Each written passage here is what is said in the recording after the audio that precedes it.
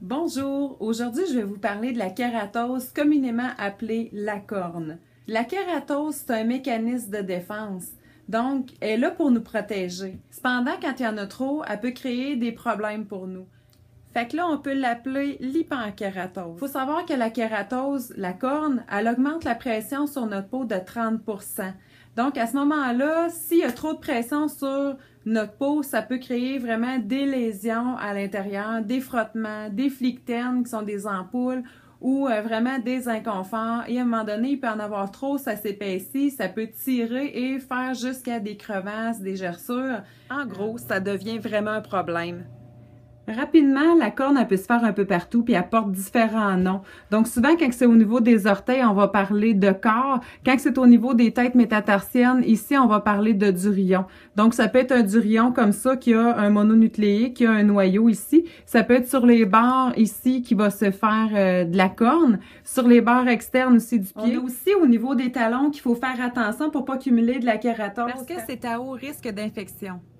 Les petits corps, eux autres, c'est une forme de corne aussi qui peut aller se situer. Souvent, ça va être sur les jointures ou en dessous ici du bout de l'orteil, tout dépendant si les gens ont des orteils marteaux, des orteils en griffe.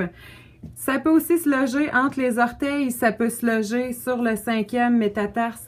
Donc, au niveau du 5e orteil, du petit orteil. Les kératoses qui ont des noyaux comme ça, c'est très, très douloureux. On a l'impression de marcher sur des roches ou des têtes d'aiguilles. Il y a des façons très simples de les enlever. Entre autres, à l'aide de lames de bistouri comme ça. Ça fait... Les gens, ça leur fait peur, mais faut se dire que c'est de la peau morte. Donc, il n'y a aucune... Il n'y a aucune douleur là, quand on travaille pour, à moins qu'il y ait vraiment des signes d'infection ou une plaie sous les noyaux, la corne, mais sinon, il n'est pas supposé d'avoir de douleur. Donc, on peut utiliser des petites lames comme ça aussi, lames de gauche, comme ça, qui sont un genre de papier sablé qu'on peut utiliser, tout dépendant des infirmières ou des professionnels de la santé. Il y en a qui vont utiliser d'autres choses. Il y en a ici des petites fraises cutanées, donc c'est des petites boules ou en forme d'aiguilles qui vont avec de l'eau qu'on va aller retirer la kératose. Il se vend plein de trucs à la pharmacie pour enlever les corps, les durillons, les verrues.